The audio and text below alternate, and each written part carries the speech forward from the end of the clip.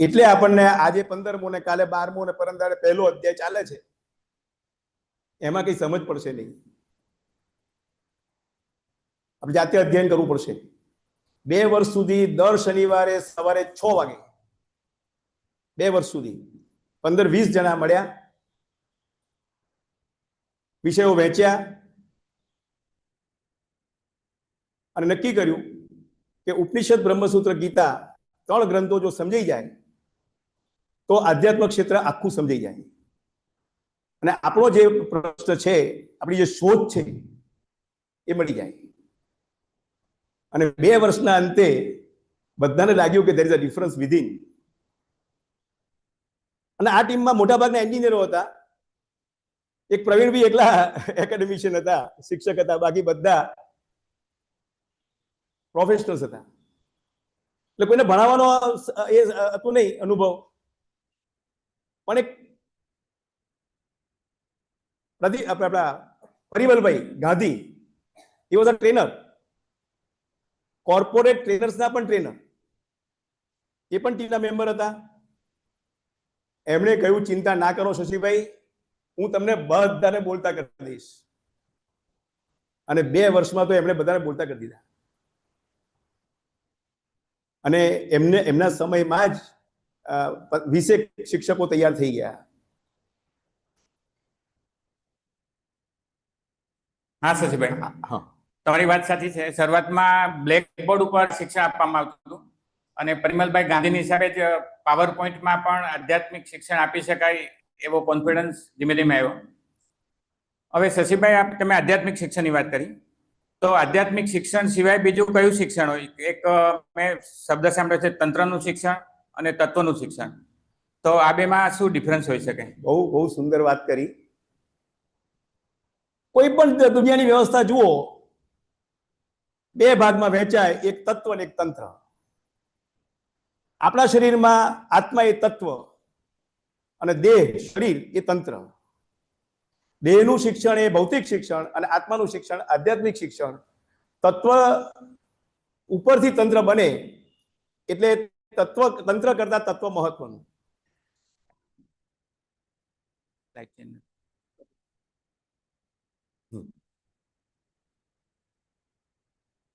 એટલે ભૌતિક શિક્ષણ એટલે તંત્રનું શિક્ષણ અને આધ્યાત્મિક શિક્ષણ એ તત્વનું શિક્ષણ, એવું આપણે કહી શકાય. હા. અને એટલે આપણે આધ્યાત્મિકની વાત કરીએ તો આપણા કેસમાં, મનુષ્યના કેસમાં તંત્રનું અને તત્વનું શિક્ષણ કઈ રીતે આપ ડિફાઇન કરશો? આત્માનું શિક્ષણ એ તત્વનું શિક્ષણ, એ આધ્યાત્મિક શિક્ષણ. અને દેહનું શિક્ષણ એ તંત્રનું શિક્ષણ, એ ભૌતિક શિક્ષણ. અને એક કમનસીબીની વાત આપણે સમજીએ. મારો પ્રશ્ન છે આપ સૌ કે મારો આત્મા અને મારું શરીર, એમાં મહત્વ કોનું? બોલો. શરીરનું. આત્મા નીકળી જાય તો શરીર નકામું થઈ જાય. એ દેહના જ્ઞાન માટે આપણે એક ગ્રેજ્યુએશન થવા માટે 15,000 કલાક બગાડીએ છીએ, ઇન્વેસ્ટ કરીએ છીએ. બગાડી ના કહેવાય, સોરી, ઇન્વેસ્ટ કરીએ છીએ. અને આત્મા માટે 5 કલાક બી નથી. આખો અભ્યાસક્રમ જુઓ. એક ઓટોમોબાઈલ એન્જિનિયરને એના બોડીનું, ચેસિસનું, ક્લચનું, બ્રેકનું બધું જ્ઞાન આપવામાં આવે ને એન્જિન જ્ઞાન આપવામાં ના આવે, એ બજારમાં ચાલે? એનો કોઈ પગાર આપે? તો આપણે ત્યાં દેહનું બધું શિક્ષણ મેળવે અને આત્માનું શિક્ષણ ના મેળવે, એને પગાર મળે? અહીંયા પગાર એટલે આનંદ અને શાંતિ. એટલે તમારી વાત શશીભાઈ સાચી લાગે છે કે દેહનું મહત્વ એટલું છે કે આત્મા સુધી પહોંચવાનું સારામાં સારું સાધન અને એકમાત્ર છે. એટલે દેહને ઓગળવાનો નથી, પણ દેહના માધ્યમથી આપણે આત્મા સુધી પહોંચવાનું છે. હવે બીજી લગભગ તમે વાત કરી કે 2013 કે 14 થી, એટલે 10, 12, 13 વર્ષથી આપ આધ્યાત્મિક શિક્ષણ આપો છો બરોડામાં. તો તમારે કોઈ હાયરેકી ઓફિસમાં કે કોઈ લીડરશિપ કે નેતૃત્વ નીચે આખી સંસ્થા 13 વર્ષથી એટલું સફળ રીતે કાર્ય કરે છે? બહુ સરસ વાત છે.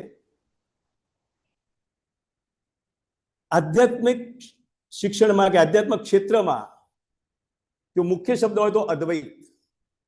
દ્વૈત એટલે 2 અને અદ્વૈત એટલે 1. જ્યાં 2 આવે ત્યાં પ્રશ્નો આવે, અને જ્યાં 1 હોય ત્યાં પ્રશ્ન જ ના હોય. તો તો આ જ્યારે આધ્યાત્મિક શિક્ષણ આપવાની વાત કરીએ છીએ, આખું નેટવર્ક બનાવવાની વાત કરીએ છીએ, ત્યારે આ વ્યવસ્થા પણ અદ્વૈત આધારિત હોવી જોઈએ. આમાં કોઈ પ્રમુખ ના હોય, સેક્રેટરી ના હોય, કોઈ ખજાનચી ના હોય, કોઈ મંત્રી ના હોય, બધા એક સમાન. અને 10 વર્ષથી આ વર્ગો ચાલે છે સાહેબ, કોઈ હેરાર્કી વગર તો ખૂબ સુંદર વ્યવસ્થા થાય છે. એટલે સંસ્થાનું સંચાલનમાં કોઈને સૂચના આપવાની કોઈ ખાસ જરૂર નથી પડતી. બિલકુલ નહીં. દરેક એવરીવન ઇઝ પોટેન્શિયલી સાઉન્ડ. બધાની અંદર આત્મતત્વ છે. આપણે એના આત્માને ઉજાગર કરવાનો છે, એના આત્મા પરના લેયર્સને ખોલવાના છે. તમે જો બીજા ઇન્સ્ટ્રક્શન આપશો તો આત્મા ખુલશે જ નહીં. એટલે આધ્યાત્મનો જે મુખ્ય સિદ્ધાંત છે અદ્વૈત, એના પાયા ઉપર સંસ્થાનું સંચાલન ચાલે. Yes, exactly. શિક્ષણ જેવી વસ્તુ કે જેમાં ઇન્ફ્રાસ્ટ્રક્ચર, માળખાકીય સુવિધાઓની એકદમ જરૂર પડે, તો 12 વર્ષથી ચાલતી સંસ્થામાં આપનું કોઈ બિલ્ડિંગ કે કોઈ ઇન્ફ્રાસ્ટ્રક્ચર આપણે ઊભું કર્યું કે જેના માધ્યમથી આ શિક્ષણનો પ્રચાર પ્રસાર થતો હોય? બહુ સરસ વાત છે. આપણે આગળ સમજી ગયા તંત્ર અને તત્વ. સમાજમાં તંત્ર તો ચારે બાજુ છે. એ તંત્રમાં તત્વ મૂકી દો. તો શરૂઆત આપણા ઘરથી કરવાની. Charity should begin from home. સંપૂર્ણ જીવન પાસે પોતાનું કોઈ એસ્ટાબ્લિશમેન્ટ નથી, પણ સબભૂમિ ગોપાલ કી, વડોદરા શહેરના જેટલા કોર્પોરેટ હાઉસ છે એ બધાના કોન્ફરન્સ રૂમ સંપૂર્ણ જીવનના છે. બધા સામેથી બોલાવે છે, આવો અમારા કોન્ફરન્સ રૂમનો ઉપયોગ કરો, અમારી બધી સુવિધાઓનો ઉપયોગ કરો. અને અત્યારે આ બેઠા છીએ અહીંયા યોગ નિકેતનમાં, બધું તંત્ર યોગ નિકેતનનું છે. આપણે ખુરશીમાં બેસી ગયા છે, ખુરશી બી એમની છે, પ્રોજેક્ટર બી એમનું છે. સાહેબ, આધ્યાત્મિક શિક્ષણ આપવા માટે બહુ મોટા તંત્રની જરૂર નથી. સમાજમાં ઇનફ તંત્ર છે. અને ભૌતિક શિક્ષણમાં જેટલું ઇન્વેસ્ટમેન્ટ થયું છે એના કરતા વધુ ઇન્વેસ્ટમેન્ટ આ ધાર્મિક ક્ષેત્રમાં થયું છે. આધ્યાત્મ શબ્દ નથી વાપરતો. એટલે શશીભાઈ, એનો અર્થ એવો છે કે પરમાત્માની ખરેખર આપણી પર કૃપા છે કે આપણે વસુ ફાર્મસીના હોલ વાપર્યા, તુલી સાહેબના પેરામણના હોલ વાપર્યા, ત્યાં યોગ નિકેતન વાપરીએ છીએ, સ્કૂલોની પણ આપણે લાભ લીધો. તો સ્કૂલની વાત કરતા યાદ આવે છે કે જનરલી આપણે એવું માનીએ છીએ કે અત્યારનું જે બાળક છે એ ભવિષ્યનો સમાજ છે, અને આધ્યાત્મિક શિક્ષણ જો આપણને એટલું જ મહત્વનું લાગતું હોય કે જે મનુષ્યને શ્રેષ્ઠ જીવન જીવાડી શકે, જીવન પ્રત્યેની દ્રષ્ટિ બદલાવી શકે, તો વિદ્યાર્થીઓ માટે સંપૂર્ણ જીવન કોઈ કાર્ય કર્યું છે, કઈ વિચારે છે? ચોક્કસ. જેવી રીતે ભૌતિક ક્ષેત્રમાં primary, secondary, graduation, post graduation, research, એવું જ અહીંયા નેટવર્ક હોવું જોઈએ, એવું આપણે સ્પષ્ટપણે માનીએ છીએ. અને એ માટે આપણે શું કર્યું કે ઉપનિષદ, બ્રહ્મસૂત્ર, ગીતાને મુખ્ય ગ્રંથો લીધા, એમાં બાઇબલ, કુરાન, આગમને પણ જોડ્યા, એમાંથી 30 વિષયો તારવ્યા, અને એ વિષયોને 1 થી 9 ધોરણમાં વહેંચ્યા, અને એના પાઠ્યપુસ્તકો તૈયાર કર્યા, એની માર્ગદર્શક તૈયાર કરી, શિક્ષકોને તાલીમ આપી. અને મને આનંદ છે કે આજે 2 શાળામાં આ શિક્ષણ અપાઈ રહ્યું છે. એટલે સર્વમંગલ સ્કૂલ અને સંત કબીર. આપણો ટેક્સ્ટ બુક ને બધું તૈયાર છે. યસ. હવે મુખ્ય પ્રશ્ન કે 12 વર્ષથી ચાલતી સંસ્થામાં આટલા મોટા પાયે બરોડામાં કાર્ય કરે છે, તો આર્થિક જરૂરિયાતો તો રહેવાની, તો એના માટે સંસ્થા કઈ રીતે મેનેજ કરે છે? બહુ સરસ. તમને હું એનાલિસિસ આપું. એક યુનિવર્સિટી છે, એનું 100 કરોડનું બજેટ છે. યુનિવર્સિટી 70 થી 80 કરોડ રૂપિયા ખાલી શિક્ષકો અને સ્ટાફના પગારમાં જાય છે. 15 કરોડ રૂપિયા જેવા એસ્ટાબ્લિશમેન્ટમાં, અને 5 જ કરોડ મિસેલિનિયસ. હવે આપણને શિક્ષકો બધા કોઈ પગાર લેતા નથી. એ તો ખરી મજાની વાત એ છે, આ જેટલા શિક્ષકો છે ને એ પગાર તો નથી લેતા, પણ ઉપરથી રૂપિયા આપે છે. વિચાર કરો.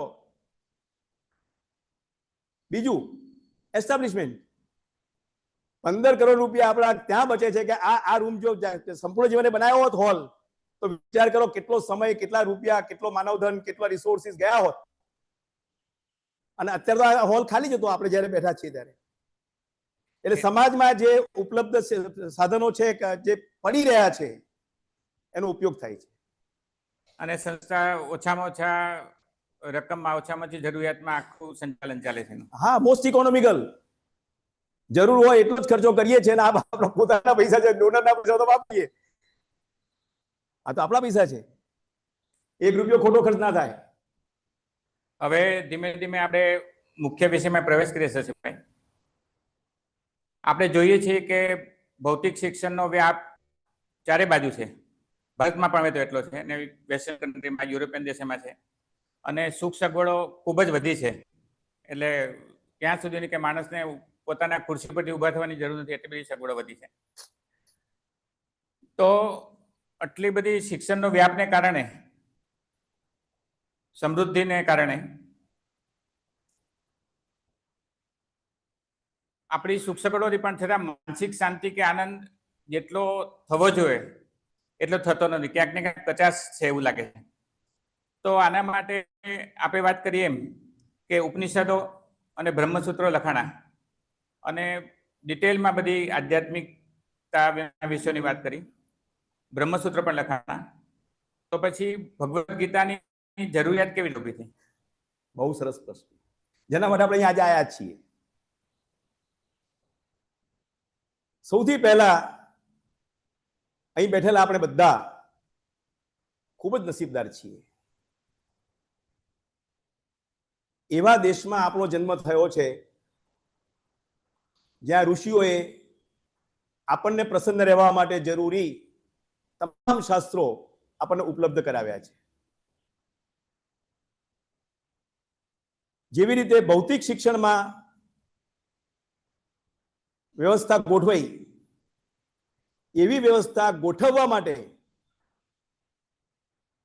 આપણા ઋષિઓએ આપણને તૈયાર માળખું આપ્યું છે. તૈયાર ભૌતિક ક્ષેત્રમાં રિસર્ચ કરવું હોય, માનો law of gravity, law of thermodynamics, તો એકથી શરૂઆત કરવી પડે, કશું વારસામાં મળે નહીં. પણ પ્રસન્ન રહેવા માટેનો જે સિદ્ધાંત છે કર્મનો કે આનંદનો કે મેનિફેસ્ટેશનનો, આવિર્ભાવનો સિદ્ધાંત સમજવો હોય તો તમારે રિસર્ચ ના કરવું પડે, ખાલી સમજવું પડે. ઋષિએ કરેલું રિસર્ચ સમજવું પડે. કેટલા નસીબદાર છીએ. અને ભૌતિક ક્ષેત્રમાં એવું થયું, આપણી કમનસીબી કે આપણે ગુલામ રહ્યા અને આપણી ગુરુકુળ વ્યવસ્થા નષ્ટ પામી.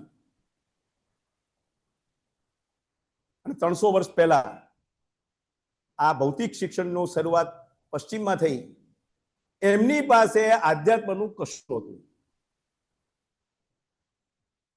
ડૂઝ એન્ડ ડોન્ટ્સ એટલી જ વાત હતી. અને આપણી ત્યાં ડૂઝ એન્ડ ડોન્ટ્સ હતા જ નહીં. મેં તને આ કહ્યું, તું નક્કી કર. કૃષ્ણ ભગવાને શું કહ્યું અર્જુનને? કે મેં બધી વાત કરી દીધી, નાઉ યુ ડિસાઇડ.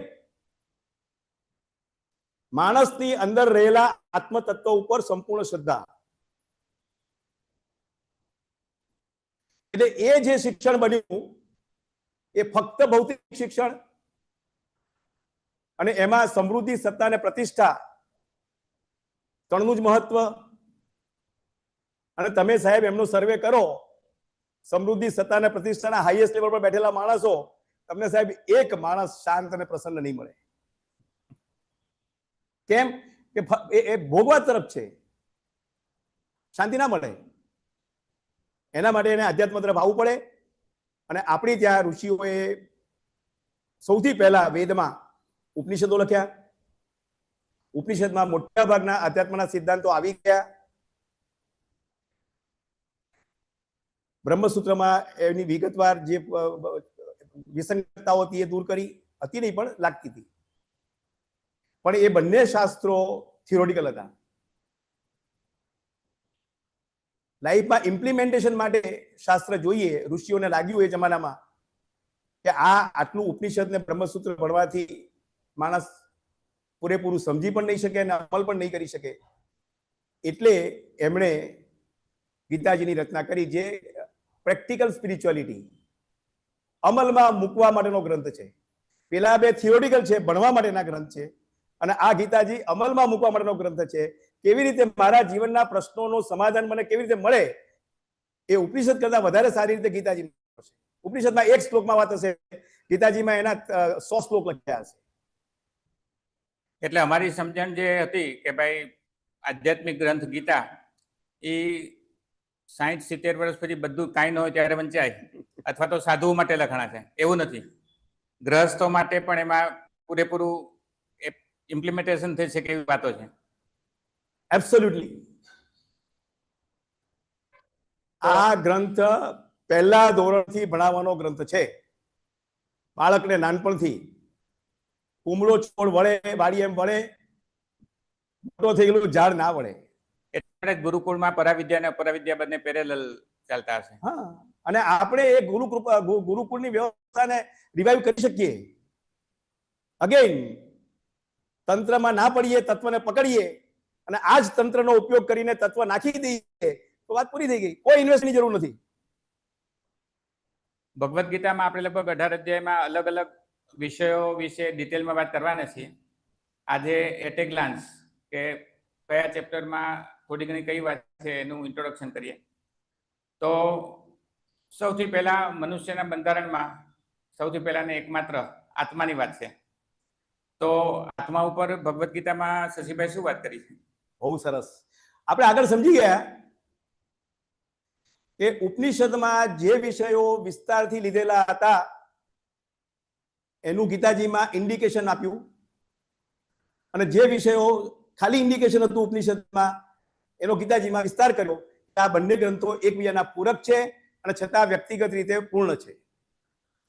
આત્મા વિશે ઉપનિષદમાં વિસ્તૃત વર્ણન, બધા ઉપનિષદમાં થોડું થોડું કરીને એટલું બધું વર્ણન છે કે કશું જરૂર પડે નહીં વધારે. પણ એમને ગીતાજીને પૂર્ણ ગ્રંથ બનાવવો હતો એટલે બીજા અધ્યાયમાં 10મા શ્લોકથી લઈને 30મા શ્લોક સુધી 20 શ્લોકમાં આત્માનું વર્ણન સીમિત કર્યું. અને આ આત્માની સમજ પડી જાય પછી માણસમાં એવું પરિવર્તન આવે કે ઘણા બધા પ્રશ્નો તો એમ જ હલ થઈ જાય. એટલે શશીભાઈ, અમારે બધાનો એવી જિજ્ઞાસા છે કે ગીતાજીમાં ધારો કે આત્માનું જ્ઞાન મળી ગયું આપણને, આપણે આત્મા વિશે સમજ્યા, વાંચ્યું, તો એનાથી મારા જીવનમાં પરિવર્તન આવી શકે. તો તમે વાત કરી પ્રમાણે કે જ્યારે આપણે આત્માની જાણકારી મળે તો દેવભાવમાંથી ધીમે ધીમે આપણે દૂર થતા જઈએ અને આત્મભાવમાં આવતા જઈએ. એટલે આત્માનું જે મુખ્ય સ્વરૂપ છે આનંદ સ્વરૂપ, એની નજીક આવીએ છીએ. એટલે દેહની સમસ્યાઓ જે કાંઈ હોય એ ધીમે ધીમે ઓછી લાગે, હોય તો ખરી જ, પણ આપણું કેન્દ્ર બિંદુ દેહમાંથી આત્મા તરફ જાય અને એટલે સમસ્યાનું નિરાકરણ થતું જાય. આપણા શરીરમાં બધા ગુણો આત્મામાંથી આવે છે અને દોષ બધા દેહમાંથી આવે છે. એટલે આ દેહ દ્વારા જ આપણે આત્મા સુધી પહોંચવું પડે. તો દેહ છે એમાં જે દોષ છે એને દૂર કરવા માટે આપણા દેહને સમજવું પડે, અને દેહમાં મુખ્ય છે આપણું અંતઃકરણને સમજવું પડે. અને એ અંતઃકરણનું જો જ્ઞાન આપવામાં આવે વિદ્યાર્થીઓને તો એનો ઉપયોગ કરીને એ લોકો શ્રેષ્ઠ જીવન જીવી શકે. અંતઃકરણના જે આપણે સમજ્યા છે 4 પ્રકારના વૃત્તિ છે: મન, બુદ્ધિ, ચિત્ત અને અહંકાર. તો બુદ્ધિ આત્માની સૌથી વધારે નજીક છે. તો ભગવદ્ ગીતામાં બુદ્ધિ વિશે શું વાત કરી છે? ઇન્દ્રિયાણી પરાણ્યા ઇન્દ્રિય પરમ મન મનસસ્તુ પરા બુદ્ધિ યો બુદ્ધે પરતસ્તુ સહ. હાયરાર્કી છે આપણી. સૌથી ઉપર આત્મા છે, પછી બુદ્ધિ છે, પછી મન છે, પછી ઇન્દ્રિય છે અને પછી શરીર છે. તો ગીતાજીમાં બુદ્ધિને પૂર્ણ મહત્વ આપવામાં આવ્યું છે અને બીજા અધ્યાયના 51મા શ્લોકથી લઈને 72મા શ્લોક સુધી સ્થિર બુદ્ધિ, ઋતંબરા પ્રજ્ઞા ઉપર ક્લિયર કટ ડાયરેક્શન આપ્યું છે. એ જો સાહેબ માણસ સમજી જાય તો એની બુદ્ધિ ખોટા નિર્ણયો ના લે. અત્યારે જે પ્રશ્નો છે એમાં મોટા ભાગના પ્રશ્નોનું મૂળ નિર્ણયો ખોટા લેવાય છે. એટલે બુદ્ધિ મનુષ્યને તારી શકે અને વિનાશ પણ કરી શકે. એટલે આપણે જે એક્ઝામ્પલ જોયું છે કે ભાઈ એક કંપનીનો માલિક જે બુદ્ધિશાળી છે પણ છતાં અત્યારે દેશમાં રહી નથી શકતો, જેલમાં. અને લાલભાઈ દત્તપતરાય એલડી, જેણે અમદાવાદમાં ખૂબ જમીન આપી બુદ્ધિનો ઉપયોગ કરી અને સમાજમાં મેક્સિમમ કોન્ટ્રીબ્યુશન થઈ શકે એવો પ્રયત્ન કર્યો, તો એ ફક્ત એના બુદ્ધિને કારણે. હા, લાલભાઈએ એમની બુદ્ધિને ઋતંબરા લેવલે લઈ જઈને એનો પૂરેપૂરો ઉપયોગ કર્યો. અને પેલા ભાઈ છે એમણે દેહની બધી વીકનેસને પોષવા માટે બુદ્ધિનો ઉપયોગ કર્યો. એની દશા તમે જાણો છો. કેટલા જે લોકોએ પછી કોઈ પણ ક્ષેત્રમાં હોય, વ્યવસાયમાં હોય, રાજકારણમાં હોય, ધર્મ વ્યવસ્થામાં હોય, સમાજ સેવામાં હોય, કોઈ પણ ક્ષેત્રમાં જેણે બુદ્ધિનો દેહ માટે ઉપયોગ કર્યો એને કિંમત ચૂકવી. ભગવદ્ ગીતા જે જાણીતી થઈ છે એનો મુખ્ય સ્વરૂપ કર્મણ્યવાધિકાર છે. યસ, તો કર્મ ઉપર ભગવદ્ ગીતામાં શું વાત કરી છે? બહુ સરસ. કર્મ ઉપર ઉપનિષદમાં, ઈશ ઉપનિષદમાં એક જ શ્લોક છે. કર્મણ્યવાધિકાર હસ્તે નહીં, ઈશાવા નહીં, પૂર્વન્યવે કર્માણી જીજી વિશે સતમ શમા એવમ ત્રયી ન અન્યથા અસ્તિ ન કર્મ લિપ્યતે નરે. કર્મનું એટલું સરસ ડિટેલિંગ થયું છે કે કર્મ નિર્દોષ છે અને કર્મ કર્યા વિના આપણે એક ક્ષણ માટે રહી શકતા નથી. એટલે કર્મ કરવાનું છે. કર્મ નિર્દોષ છે અને જે ભાવથી કર્મ કરીએ છીએ, જે વૃત્તિથી કર્મ કરીએ છીએ એ પ્રમાણે ફળ મળે છે. આ ફળ પરમાત્મા સાચવે છે અને આપણે જરૂર પડે આપે છે. હવે કર્મના 3 પ્રકાર: સકામ, વિકામ અને નિષ્કામ. જો વિકામ કર્મ કરીએ તો નરકમાં જઈએ, સકામ કર્મ કરીએ તો સ્વર્ગમાં જઈએ અને નિષ્કામ કર્મ કરીએ તો વૈકુંઠમાં જઈએ. નિર્ણય આપણે કરવાનો છે. એ બધી વાતો આ 3, 4 ને 5 અધ્યાયમાં વિગતવાર થઈ છે. બહુ મજા આવશે. એટલે કર્મ બંધન માટે કર્મ જવાબદાર નથી, પણ કર્મ પ્રત્યેનો ભાવ જવાબદાર છે. ન કર્મ લિપ્યતે નરે. કર્મ પ્રસન્ન રહેવા માટેનું શ્રેષ્ઠ સાધન છે. સાહેબ, પરિવારમાં કે વ્યવસાયમાં કે સમાજ સેવામાં જો પ્રસન્ન રહેવું હોય તો કર્મને સમજીએ. અને કર્મ કર્યા પછી જો પ્રસન્ન ના રહેવાતું હોય તો સમજવાનું કે આપણે કર્મને સમજ્યા નથી. વર્ક પ્લેસ પર માણસ પ્રસન્ન રહેવો જોઈએ અને નોકરી કર્યા પછી ઘરે આવે ત્યારે પ્રસન્ન હોવો જોઈએ. હિલ સ્ટેશન પછી આવ્યો હોય એવો હોવો જોઈએ અને એવો ના હોય તો એ કર્મને સમજ્યો નથી, અભણ માણસ છે. મનુષ્ય માટે કર્તવ્ય અથવા તો સ્વધર્મ એ બહુ જ મહત્વનો છે. તો સ્વધર્મ માટે ગીતામાં કઈ વાત કરી છે? સ્વધર્મે નિધનમ શ્રેય પરધર્મો ભયાવહ. સ્વધર્મનું ગીતાજીમાં આખું ગીતાનો પર્પઝ હોય તો માણસને સ્વધર્મ શીખવવાનો છે. આપણી સામે દ્રષ્ટાંતો છે કેટલા બધા. એક દ્રષ્ટાંત આપણા જનરલ માણેકશોનો. એમને ઇન્દિરા ગાંધીએ કહ્યું કે આપણે યુદ્ધ કરવાનું છે. એમને કહ્યું અત્યારે નહીં થાય, એના સમય થશે ને એને અમે કરીશું. ઇન્દિરા ગાંધીને બીક લાગી કે આ કંઈક મને ઉથલાઈ નહીં પાડે ને, ત્યારે એમણે કહ્યું ચિંતા ના કરો, તમે તમારો ધર્મ બજાવો, હું મારો ધર્મ બજાવું. અને સાહેબ આપણે બાંગ્લાદેશને આઝાદ કરી દીધું. એટલે માણેક સાહેબ પણ સ્વધર્મ બજાવ્યો એને જે સાચું લાગ્યું કીધું, અને ઇન્દિરા ગાંધીએ પણ પોતાનો સ્વધર્મ બજાવ્યો કે એના અધિકાર ઉપર તરાપ ન મારી. Yes, exactly. અને શેષાન એ પણ દાખલો છે. હા, એને પણ ગવર્મેન્ટના જે કઈ રૂલ્સ રેગ્યુલેશન અને ફ્રેમવર્કમાં રહીને જ નિષ્પક્ષ ઇલેક્શન કેવી રીતે થઈ શકે એનો પોતાનો સ્વધર્મ નિભાવ્યો. સરકારના એક મિનિટ, સરકારના તંત્રમાં તત્વ ઉમેર્યું. કહેવાની વાત એ છે કે આ બધા જ વાતો આપણે મનુષ્ય પોતાના જીવનમાં અમલમાં મૂકી શકે એવી વાતો છે. જનરલી આપણી એક માન્યતા કદાચ હોઈ શકે કે ગીતાની વાતો અથવા આધ્યાત્મિક વાતો આપણે ડે ટુ ડે લાઈફમાં ક્યાં કામ આવે, પણ બધી જ વાતો આપણે જીવનમાં એનો અમલમાં પ્રયાસ દ્વારા ઓબ્વિયસલી પ્રયત્ન કરવો પડે પણ મૂકી શકીએ છીએ. અને સ્વધર્મ ન બજાવવાથી યસ, આ જુઓ આ બરોબરનું દ્રશ્ય છે. હા, વડોદરામાં જે પૂર આવ્યું એ જો એન્જિનિયરો અને પોલિટિશિયનો ભેગા થઈ અને સ્વધર્મ બજાવ્યો હોત તો પૂર ના આવત. કેટલા લોકોને નુકસાન થયું, કેટલા લોકો આનંદથી વિચલિત થયા. કલેક્ટર, કોર્પોરેટર, એન્જિનિયર્સ ઘણા બધા આમાં પોતપોતાના સ્વધર્મ જ્યારે ચૂકે છે ત્યારે સમાજે એની કેટલી મોટી કિંમત ચૂકવવી પડે છે. દરેક કે ભાઈ હું તો મારું આટલું જ નથી કરતો, પણ કલેક્ટિવલી સમાજને ભોગવવું પડે છે. અને એ લોકો આવું કરે છે કેમ કે સ્પિરિચ્યુઅલી ઇલિટરેટ છે. એમને ખબર જ નથી કોણ છે અને ભવિષ્યમાં બીજા જન્મમાં એમનું શું થવાનું છે ખબર પડે ને તો તમારું કશું ના કરે. અચ્છા, આધ્યાત્મિક શિક્ષણમાં યોગ નામનો એક મહત્વ શબ્દ છે, યોગ. તો યોગ વિશે આપનું શું કહેવું છે ભગવદ્ ગીતામાં? આખો 6ઠ્ઠો અધ્યાય લખ્યો. ગીતાજીમાં બેલેન્સ છે. ચારે સાધનો જ્ઞાન, કર્મ, યોગ અને ભક્તિ ચારેનું ક્લિયર કટ સમાન ભાવે મહત્વ આપવામાં આવ્યું છે. યોગ પણ એક માર્ગ છે. આપણો આત્મા પંચકોશથી બંધાયેલો છે અને એ પંચકોશને કારણે આપણે આત્મા સુધી પહોંચી શકતા નથી. યોગ માર્ગ પોસ્ચર મેનેજમેન્ટ દ્વારા, મનના નિયંત્રણ દ્વારા, બુદ્ધિની સ્થિરતા દ્વારા એ આત્મા સુધી પહોંચવાનો રસ્તો બતાવે છે અને જે કાર્ય યોગ નિકેતનમાં થઈ રહ્યું છે અને આ જ્ઞાન બાકી હતું એમણે ઉમેરી દીધું છે. બરાબર ભીખુભાઈ? આપણે કોઈ પણ સર્જન જોઈએ તો આપણને યોગ નિકેતન કોણે બંધાવ્યો છે, પેલેસ બરોડાને કોણે બંધાવ્યો છે, એવા વિચાર આવે. તો સૃષ્ટિના સર્જન વિશે ભગવદ્ ગીતામાં કોઈ ઉલ્લેખ છે? બિલકુલ. અને આ બહુ જરૂરી વિષય છે. આ હોલમાં આપણે આવ્યા અને લાઇટની સ્વિચ ક્યાં છે કે આ પ્રોજેક્ટર કેવી રીતે ચલાવવાનું એ ખબર ના હોય તો તમે શું કરો? આ ક્લાસ ચાલી શકે? તમે મને સાંભળી શકો? જો આને માઇકનું જ્ઞાન ના હોય તો આ જે વિશ્વમાં આપણે રહ્યા છીએ એ વિશ્વનું સંપૂર્ણ જ્ઞાન આપણને મળવું જોઈએ. તો એ જ્ઞાન આપવા માટે ઉપનિષદ, બ્રહ્મસૂત્ર, ગીતાજીમાં ડિટેલ વર્ણન છે ને ગીતાજીમાં તો 7મા અધ્યાયથી લઈને 11મા અધ્યાય સુધી આ વિશ્વ પરમાત્માએ કેવી રીતે બનાવ્યું એનું એટલું બધું સરસ વર્ણન છે. ભૂમિરાપો નલો વાયુ ખમ મનો બુદ્ધિ રેવ ચ.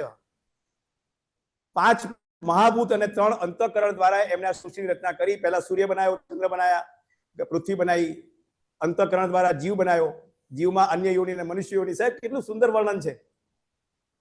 ત્યાં સમજીશું. અત્યારે તો ખાલી નટશેલમાં સમય નથી. આધ્યાત્મિક શિક્ષણનો મુખ્ય વિષય આત્મા અને પરમાત્મા. તો પરમાત્મા કેવા છે એવા કેટલા બધા ભજનો પણ લખાણા છે કે આ પરમાત્માનું સ્વરૂપ કેવું છે. તો એના વિશે ગીતામાં શું વાત કરી છે? હા, ઉપનિષદમાં પરમાત્માના 2 સ્વરૂપનું વર્ણન આવી ગયું, વ્યક્ત અને અવ્યક્ત. પરબ્રહ્મ પરમાત્મા અવ્યક્ત સ્વરૂપ અને આ જે આખું વિશ્વ દેખાય છે પરમાત્મા મેનિફેસ્ટ થયા, આવિર્ભૂત થયા, એટલે આખું વિશ્વ પરમાત્માનું વ્યક્ત સ્વરૂપ. આને વિગતવાર સમજાવવા માટે એમણે 10મામાં વિભૂતિઓ, જેમાં પરમાત્માનું મેનિફેસ્ટેશન એવું હોય કે જેમાં આત્મતત્વ વિશેષ જાગૃત હોય એવા એક શબ્દોને એમણે વિસ્તૃત સમજાયા. એમાં મનુષ્યમાં શ્રેષ્ઠ કોણ, પશુ પક્ષી પ્રાણીમાં શ્રેષ્ઠ કોણ, એ બધું વિભૂતિઓમાં સમજાયું. અને 11મા અધ્યાયમાં એમનું કાળ સ્વરૂપ એ પણ સમજાયું કે ચિંતા ના કરો, આ બધા ભલે સરકારના ક્લચમાંથી, ભ્રષ્ટાચારથી છૂટી શકે, મારી ક્લચમાંથી નહીં છૂટે. અને આપણે બી વિચાર કરો, જેનો આત્મા જાગૃત થાય છે ને જ્યારે ત્યારે ભૂતકાળના બધા દોષો યાદ આવે છે, બધા ગુના યાદ આવે છે, બધું યાદ આવે છે. અને મરતી વખતે માણસ કેમ તડપે છે ખબર પડે છે કે આ ખોટું થયું. મીનાબેને શરૂઆતમાં વાત કરી કે પરમાત્મા આનંદ સ્વરૂપ છે, એટલે આપણે જો શાશ્વત પ્રસન્નતા મેળવી હોય તો પરમાત્માની નજીક જવું પડે. અને શશીભાઈએ વાત કરી એમ કે પરમાત્મા સુધી 4 માર્ગ બતાવ્યા, જ્ઞાન, કર્મ, યોગ, અને બીજો એક માર્ગ જે બાકી છે ભક્તિ. યસ. તો ભક્તિ તો મુખ્ય માર્ગ છે, તો એને ગીતામાં કઈ ઉલ્લેખ છે એનો? હા, highest level of human being નું ગીતામાં બહુ સરસ વર્ણન છે. એમાં જ્ઞાની કોને કહેવાય, દેવ કોને કહેવાય, ગુણાતીત કોને કહેવાય, આનું વિસ્તૃત વર્ણન છે. અને સાથે સાથે ભક્તિ માટે આખો અધ્યાય આપ્યો, 12મો અધ્યાય. આ જે સમાજમાં દેખાય છે એ ભક્તિ ગીતાજીમાં નથી. ગીતાજીની ભક્તિને સમજેલો માણસ બહુ ઓછા મળે. મનુષ્યનામ સહસ્ત્રેષુ. એટલે એમણે 12મા અધ્યાયમાં અર્જુનને પ્રશ્ન કર્યો કે મારે તમારા વ્યક્ત સ્વરૂપની ઉપાસના કરવાની, અવ્યક્ત નહીં. ત્યારે કૃષ્ણ કહ્યું કે બંનેની ઉપાસના કરો. અને મય્ય મન આદસ્તો મૈર બુદ્ધિ નિવેશય નિવસસી મય્ય અત ઉર્ધ્વનો સંશય. તું તારું મન બુદ્ધિ મને આપી દે, એ ભક્તિ. એટલે આમ તો 4 માર્ગની ઉપયોગિતા છે. અને ભક્તિ માર્ગ એ શરણાગતિ બહુ ઝડપથી આવે. ભક્તિ માર્ગ બધામાં કોમન, ભક્તિ બધામાં કોમન આવે. જ્ઞાન હોય તો ભક્તિ જોઈએ, કર્મ હોય તો ભક્તિ જોઈએ, અને યોગમાં ભક્તિ જોઈએ. વિશ્વમાં 800 કરોડ લોકોની લગભગ વસ્તી હશે અને 84 લાખ યુનિ જુદી, અને છતાં આપણને ખબર છે કે બધાના થંબ ઇમ્પ્રેશન જુદા, બધાના સ્વભાવ જુદા. તો એનું કારણ શું? બહુ સરસ વાત કરી. આ વિશ્વ અદ્વૈતની વાતથી એક જ છે, બીજો કોઈ છે જ નહીં આ વિશ્વ પરમાત્મા સિવાય. છતાં પરમાત્માએ આવિર્ભૂત થઈને એટલું વૈવિધ્ય કેળવ્યું, કોઈ બે જોડકા બાળકો બી સરખા ના હોય, કોઈ ઝાડના બે પાન સરખા ના હોય. તો એમાં સૌથી વધુ ઉપયોગ મહત્વનું તત્વ એ 3 ગુણ. આ 3 ગુણની વાત ઉપનિષદોમાં નથી વિસ્તારથી, એટલે એમણે ગીતાજીમાં 3 અધ્યાય આપ્યા, 14, 17 અને 18. અને આ 3 ગુણ દ્વારા આપણું વ્યક્તિત્વ બને છે, અને એ વ્યક્તિત્વ કેવી રીતે બદલાય એ ખૂબ સુંદર સમજાવ્યું. માણસનું વ્યક્તિત્વ બદલાઈ શકે. તમે એ વ્યક્તિને ઓળખતા હો અને આ 3 ગુણની ખબર પડે, પછી 2 વર્ષે 5 વર્ષે મળો, તમને ડિફરન્સ દેખાય. પણ એ ગુણનો ઉપયોગ કેવી રીતે કરવો એ એમણે ગુણાતીત માં 14મા અધ્યાયમાં છેલ્લા 4 શ્લોકમાં ખૂબ સુંદર સમજાવ્યું. તો સામાન્ય માણસ માટે જોઈએ શશીભાઈ કે આ પ્રકૃતિના 3 ગુણ સમજવાથી એક તો આપણે આપણા સ્વભાવને સત્વ તરફ લઈ જઈ શકીએ, એ પણ શક્યતાઓ બતાવી છે, અને બીજાના સ્વભાવને સમજી શકીએ. એટલે જે અન્ય પરિવારમાં અથવા ઓફિસમાં કોઈ પ્રોબ્લેમ થતો હોય તો આપણે આ 3 ગુણની મદદથી સામાવાળાને સમજવાનો પ્રયાસ કરી શકીએ સારી રીતે. ગુણાતીત અવસ્થા એટલે 3 ગુણ ઉપર આપણું નિયંત્રણ. હવે જો નિયંત્રણ કરીને સત્વ ગુણનો ઉપયોગ કરીએ તો આપણે દેવ બનીએ, અને રજોગુણનો તમો ગુણ પ્રભાવિત થાય આપણે તો અસુર બનીએ. એ દેવ અને અસુરને સમજાવવા માટે એમણે આખો 16મો અધ્યાય લખ્યો, કે દેવને 3 ગુણો સમજાવવા માટે 3 શ્લોક લખ્યા, અને અસુર માટે એક જ શ્લોકમાં દંભો દર્પોભી માનશ્ચ ક્રોધ પારુષ્યમેવ ચ અજ્ઞાન ચાબી જાતસ્ય પાર્થ સંપદમ આસુરીમ. આસુરી સંપદા એટલે કામ, ક્રોધ, લોભ, મોહ, મદ, મત્સરમાં જે રમતો હોય એ અસુર છે, અને સિંગડા ના હોય. અત્યારે વિશ્વમાં જે ટોપ લેવલ પર બધા બેઠા છે ને, તમે જો આ 16મો અધ્યાય બરાબર સમજી જાઓ તો અમારા 80% અસુર છે, 80% થી વધારે હશે. અને આપણે જેને બહુ માન આપીએ છીએ, જેમને પ્રતિષ્ઠિત બનાવીએ છીએ, એમાંના મોટા ભાગના અસુર છે. એટલે આ સમજણ પછી આપણી લોકો પ્રત્યેની દ્રષ્ટિ બદલાઈ જશે. હા, તો ખોટા માણસો મહત્વ ના આપો, જે અત્યારે સામાન્ય અભણ માણસો આપી રહ્યા છે. એક આધ્યાત્મિકતામાં એવી પણ વાત છે કે ભાઈ આત્મા ને પરમાત્મા એક જ છે, તો એના માટે કોઈ અધ્યાય? હા હા, ઉપનિષદમાં આત્માને પરમાત્મા માટે એક જ શબ્દ વપરાયો છે. એટલે અને ત્યાં સુધી અહમ બ્રહ્માસ્મિ, હું જ બ્રહ્મ છું એવી વાત થઈ, ત્યારે એ વિષયને સ્પષ્ટ કરવા માટે 15મા અધ્યાયમાં ક્ષર, અક્ષર ને પુરુષોત્તમ સમજાવું. આ હોલની અંદર જે છે એ મઠાકાશ, અને બહાર છે એ મહાકાશ. આ હોલની બહાર જે છે એ જ વાતાવરણ અહીંયા છે, કઈ ફેર નથી.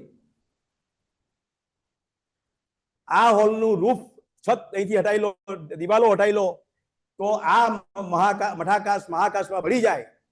એવી રીતે આત્મા અને પરમાત્મા જુદા નથી, પણ આ દિવાલોને કારણે અને છતને કારણે જુદા છે. એ સમજાવવા માટે એમણે કહ્યું ક્ષર એટલે જેમાં આત્મા તત્વ ડોર્મન્ટ છે, અક્ષર જેમાં આત્મા પ્રવૃત્ત ચૈતન્ય છે, અને પુરુષોત્તમ આ બંનેથી શ્રેષ્ઠ છે એ પરમાત્મા. એ સમજાવવા માટે એમણે 15મો અધ્યાય લખ્યો. ઘણા બધા મહાપુરુષોએ અને સ્વામી વિવેકાનંદે પણ શ્રદ્ધાનું ખૂબ મહત્વ આપ્યું છે, કે કોન્ફિડન્સ, આત્મવિશ્વાસ.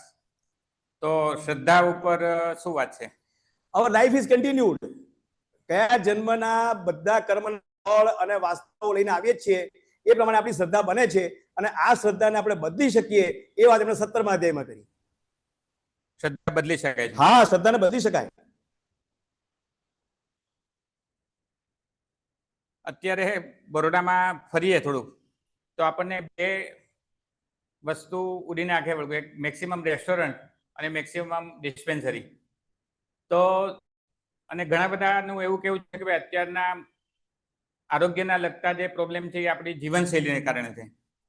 તો આવા વિષય ઉપર પણ ભગવદ્ ગીતામાં વાત કરી છે. એકદમ 17મો અને 18મા અધ્યાયમાં 3 ગુણ દ્વારા 3 ગુણ વાળા જેમાં ડોમિનન્ટ હોય કયો ગુણ એ માણસ કેવો આહાર, કેવા યજ્ઞ કરે, કેવા દાન કરે, કેવી રીતે વિચારે, આ બધું બહુ વિગતવાર લખ્યું છે. એ જો સમજી જઈએ તો આપણે પછી ફાસ્ટ ફૂડ ને તળેલું ને બધું સમોસા ને બધું તમોગુણ છે ના ખાઈએ આપણે. સાહેબ તમને ગમે તે એવું ખાવાનું ખ્યાલ આવી ગયો. રાજસ્થાન ના કરીએ મારી તકતી લગાડો પછી પૈસા આપું, વિચાર ના આવે.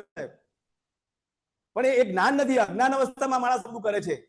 આ 3 ગુણના જ્ઞાન દ્વારા સાહેબ તમારી આખી જીવન શૈલી બદલાઈ જાય. એટલે આહાર આપણા વિચારો ઘડે છે એવું તમે યસ. સી મન શું છે? મન એ આપણા ખોરાકમાંથી જે શ્રેષ્ઠ ભાગ હોય એ મનમાં જાય. અને ભંગાર ખાવાનું ખાશો, હલકાવાનું, તો મનનું શું દશા થશે? એટલે યજ્ઞદાન તપમાં પણ વાત કરી છે. એક્ઝેક્ટલી કેવા પ્રકારના કર્મ કરવા જોઈએ મનુષ્ય. યસ. સાત્વિક કર્મ, રાજસ કર્મ, તમસ કર્મ. સાત્વિક યજ્ઞ, રાજસ યજ્ઞ, તમસ યજ્ઞ, સાત્વિક દાન, રાજસ દાન, તમસ દાન, આ બધું બહુ વિગતવાર વર્ણન છે સાહેબ. તમે આવો, મજા આવશે. સાયક્રાટિસ્ટ અથવા સાયકોલોજિસ્ટ એ અત્યારે મેક્સિમમ ચાલતી બ્રાન્ડ છે મેડિકલમાં. તો સ્ટ્રેસ મેનેજમેન્ટ ઉપર કોઈ ભગવદ્ ગીતામાં વાત? આખી ગીતાની શરૂઆત જ સ્ટ્રેસથી થઈ. અર્જુન વિષાદમાં છે, ડિપ્રેશનમાં છે. એટલું ડોક્ટર કહે છે, ડોક્ટરો ભણ્યા કે ના ભણ્યા મને ખબર નથી, પણ એ એટલું કે એટલી અંદર છે કે આમાં કંઈક છે. એટલે ગીતાજી સ્ટ્રેસ મેનેજમેન્ટનો આદર્શ ગ્રંથ છે. અને જો બાળકને નાનપણથી ભણાવી દેવામાં આવે તો એ સ્ટ્રેસમાં આવે જ નહીં. અને ઇનકેસ આવે તેના રસ્તા છે. વિગતવાર નહીં વાત થાય, સમયનો અભાવ છે. પણ આપણે એમાં ગીતાજીના 18 અધ્યાયમાં આ બધું સમજી જઈશું કે સ્ટ્રેસ કેવી રીતે મેનેજ થાય. બહુ આઈડિયલ રસ્તો છે. પહેલા તો સ્ટ્રેસ આવે જ નહીં, અને આવે તો એને ગ્રેજ્યુઅલી મેનેજ કરીને 1 વર્ષ 2 વર્ષમાં નલ એન્ડ વોઇડ કરી શકાય. અને આ સ્ટ્રેસ જીવનમાં બહુ જ મહત્વનો છે. સ્ટ્રેસ વગર પ્રગતિ થાય જ નહીં. એટલે સ્ટ્રેસ ના હોય એ પણ ના ચાલે. એ ભેંસ જેવો થઈ જાય સ્ટ્રેસ ના હોય તો. અને સ્ટ્રેસ વધુ પડતી થાય તો બી નુકસાન કરે. એને કેવી રીતે બેલેન્સ કરવી ગીતાજી એના માટે તો છે. અને એ થઈ જાય પછી સાહેબ માણસ પ્રગતિ જ પ્રગતિ, અને કોઈ ટેન્શન વગર. સંન્યાસ વિશે આપનું શું કહ્યું છે ગીતાના આધાર ઉપર? બહુ સરસ. 18મા અધ્યાયમાં ગીતાજીમાં એમણે કહ્યું કે સંન્યાસી બનવા માટે ભગવા કપડાની જરૂર નથી. પેન્ટ શર્ટમાં સંન્યાસી બની શકે. સંન્યાસ માનસિક સ્થિતિ છે. એમણે અર્જુને પ્રશ્ન પૂછ્યો, ત્યાગ અને સંન્યાસનું મને મહત્વ સમજાવો. એમને કહ્યું યજ્ઞદાન ન ત્યાજ્ય. યજ્ઞદાન ને તપરૂપી કર્મ કરવા જોઈએ. હા, એટલે સંન્યાસનો અર્થ એવો નથી કર્મ છોડી દેવાનું કે ઘર છોડી દેવાનું, વ્યવસાય છોડી દેવાનો. એવી વાત બહુ વિગતવાર ચર્ચા કરી છે 18મા અધ્યાયમાં. તો ગીતાજીની જે આપણે એટલે ગ્લાસ માહિતી આપી એની ઉપર એવું લાગે છે કે નિર્ધન માણસ કોઈ હોય જેની પાસે સમૃદ્ધિ નથી, એ ભીખ માગે તો આપણને દુઃખ થાય પણ નવાઈ ન લાગે, કારણ કે એની પાસે ધન નથી એટલે ભીખ માગે તો ઓબ્વિયસ. પણ બિલ ગેટ્સ કે અનંત અંબાણી એ જો ભીખ માગે તો આપણને નવાઈ લાગે. દુઃખ તો કદાચ થાય પણ નવાઈ લાગે. તો આપણા કેસમાં પણ મને એવું લાગે કે આપણી પાસે એટલો સમૃદ્ધ વારસો આધ્યાત્મિકતાનો છે. ભગવદ્ ગીતા જે આપણને શ્રેષ્ઠ જીવન આપી શકે છે. ફક્ત જરૂર છે આપણા પ્રયાસની, જ્ઞાન લેવાની અને એના અમલીકરણની. તો એના દ્વારા આપણે આ આપણું જીવનને ચોક્કસ બદલી શકાય. સામાન્ય માણસ રૂપિયાની ભીખ માગે અને આ બધા આનંદની ભીખ માગે. ભીખ બેની સ્થિતિ સરખી. અને એમને જો ભીખ જોઈતી હોય તો અહીં આવવું પડે.